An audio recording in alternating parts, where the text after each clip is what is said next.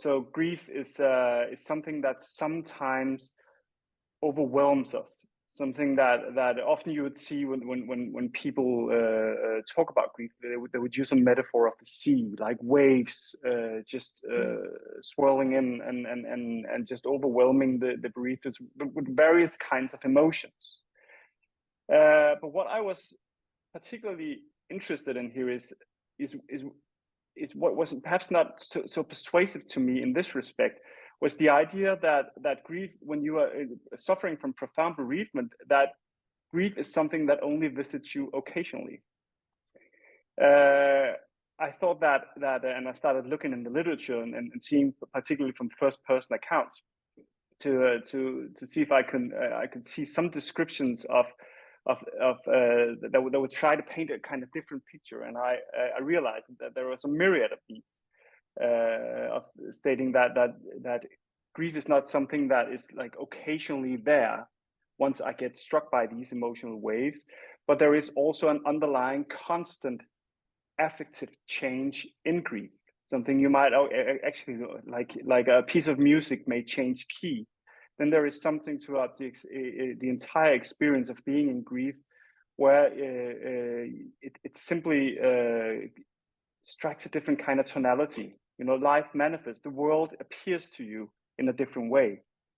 So one thing that was particularly interesting to me was the French philosopher and literary critic Roland Barthes, who would emphasize how there is something very similar to how grief how bereavement changes the entire way you're in the world, in the same way as falling in love does. So when you have fallen in love, then everything in the world appears in a different light. You know, the bird, singing of the birds, the flowers, and how water waves and the sea and so on. Everything, appears to you with a kind of vitality that's there.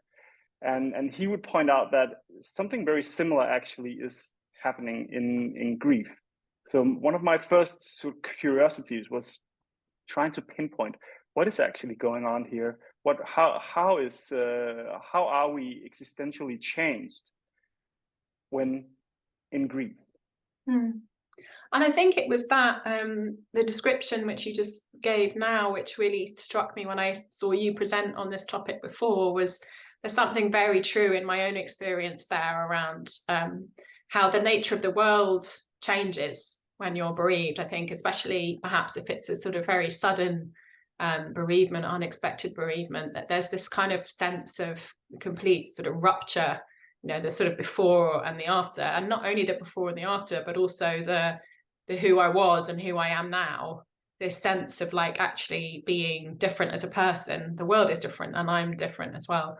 And I just wanted to read this quote. There's a couple of quotes from your work which I thought were really interesting in this respect.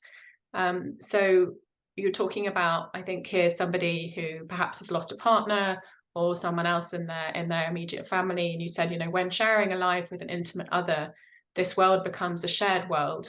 And when losing that person, it's not only the world that is emptied, but quite literally also my being.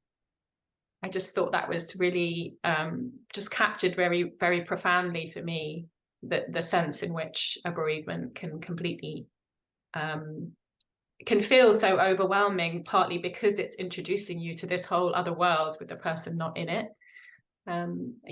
Is there anything else you can say around that? I think one thing that is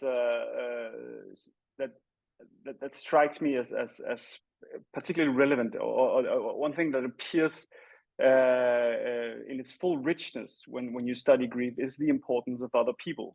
I mean, most of us, it can almost be a truism stating that other people are vital to us and so on. But what bereavement actually shows is to what extent other people are actually vital to not only our well-being, but to our whole understanding and being in the world.